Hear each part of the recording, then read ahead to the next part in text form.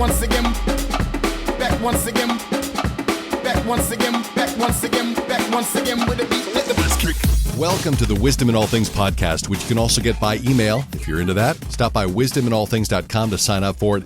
And since you're going there, you can catch other episodes as well. This podcast is to help you quickly understand and apply wisdom in all things, mind, body, and soul. This episode, Impress to be Impressive. Maybe it's impress at first. Kevin Dom says, if you want to be likable and memorable, you have to step up your game. Here are 17 quick and easy ways to make sure that the people you meet will be impressed and want to make the most of your relationship moving forward. But it's more than just being impressive. We shouldn't be unnecessarily concerned with what people think of us, but we should care a great deal about how and what we communicate. Smile, use people's names, phones in airplane mode. The bulk of Kevin's article is made up of a number of good reminders, which further reinforces that the simplest of gestures can make a big difference in our interaction with others, regardless of our intentions. But what of our intentions? What should drive our attempts at making an impression? Beyond the obvious, the latter part of Kevin's quote I mentioned provides a good basis for our answer. Make the most of your relationship moving forward. To that end, we would do well to let our authenticity temper our efforts to only seek to impress, as trust is the basis for any healthy relationship. I'm reminded of Stephen Covey's principle of beginning with the end in mind. There is certainly nothing wrong with wanting to make a good first impression. But should we instead look at making the right impression as that which will serve as the basis for a long-term, mutually beneficial relationship in the future? So maybe think beyond the first impression. There are 4 tips that Kevin mentions in his article that I want us to consider as we work toward making the most of the relationship. Taken together, they make up a 4-step process of moving beyond that initial impression toward fostering an ongoing influence and benefit to them. Tip number 1, research the people you're going to meet.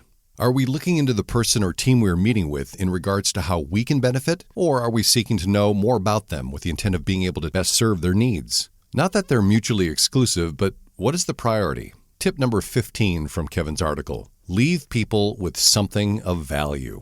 What can we leave with them that is of value to them? What can we learn about them that would best prepare us to better serve them and build opportunities to do more together in the future? According to Dom, this will require that we're a better reader of the other person or persons. We're a learner.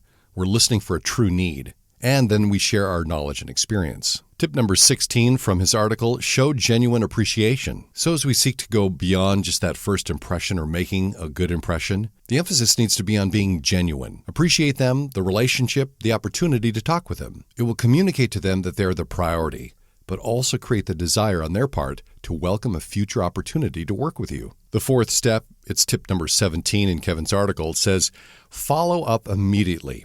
If we want to take this beyond being impressive, continue to develop the relationship by following up accordingly. Is there additional information you can provide? Can you answer questions not answered during the meeting? Is there any more brainstorming you could do beyond the meeting that would make your working together in the future more certain? Start by making the right and not just good impression, by seeking the more meaningful end of building a foundation that will afford you mutually beneficial opportunities in the future. There are quite a few more episodes at the website. Stop by wisdominallthings.com for the rest of them and sign up for the email version if you'd like that. It's wisdominallthings.com.